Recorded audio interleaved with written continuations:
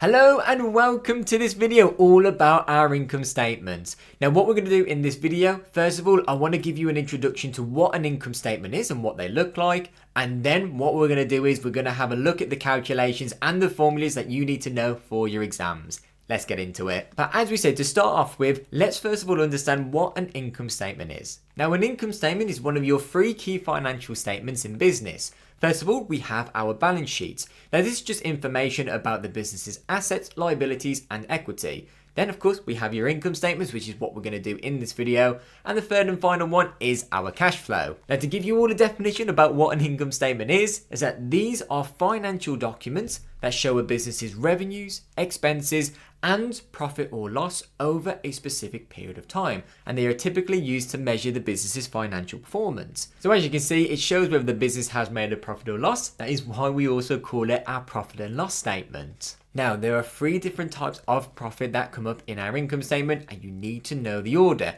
but just remember the acronym GON. G-O-N, gone, because the further you go down that acronym, the more profit has gone and the lower the profit is. And that stands for your gross profit, your operating profit and your net profit, which is also known as the profit for the year. And on the screen here, this is an example of what our profit and loss statement could look like, our income statement. Let's just quickly break down all the different things. Now, first of all, you've got your revenue. You should all know what revenue is at this point. Your revenue is the total income that the business makes from selling their products and services. And the way we calculate this is that we take your selling price multiplied by your quantity sold. Then you have your cost of sales, also known as your cost of goods sold. Now, these are any direct costs which is incurred when producing or purchasing the goods or services. And this will typically contain raw materials, packaging, direct labor costs, and so much more. Fairly similar to your concept of variable costs. And then you have your operating expenses. So if your cost of sales are the direct cost of the business, your operating expenses are the indirect costs. So they're more associated with the running of the day-to-day operations of the company, and they do not involve any direct costs of making that product or service. So think of the salaries and wages of your permanent staff, the marketing costs, the rent of the buildings that you've got, research and development, utilities and so much more. Fairly similar once again to your fixed costs. Then one step below that, you have your finance cost. Now this is just any expenses incurred by a business for borrowing, such as the interest paid on loans, overdrafts or bonds. You can also have interest coming in. So typically what you would do is you have your interest going out minus your interest coming in, and that would total your finance costs. Now just as an example of how this would look, remember if I was to take out a bank loan, let's say it's £10 million and the bank has agreed to give me a 6% interest rate. Well, that means that I would get £10 million but have to pay the bank back £10,600,000. Now the interest cost for this would be therefore £600,000, and that's what goes into our finance costs. And then at the bottom, we have the dreaded tax. Now this depends on the type of business in terms of what type of tax you pay. If you're an LTD or a public limited company, you will be paying the corporation tax rate. Or if you're a sole trader or a partnership, so an unincorporated business, you would be paying income tax. And at the time of this recording, your corporation tax in the UK is currently set at around 25%. Just a quick one, if you are looking for a little bit more help with your business studies, whether that's building more confidence with the content, such as the calculations, the theories and models, the key terms, or whether it's getting a bit more clarity on the correct exam techniques that you should be following, or even if it's getting more personalised feedback on the exam answers that you have been writing, well, I've got a tutoring program which is taking on a limited number of students who are looking to really improve their grades in business. And we offer a variety of different services for our students, whether that's one-to-one sessions, small group sessions,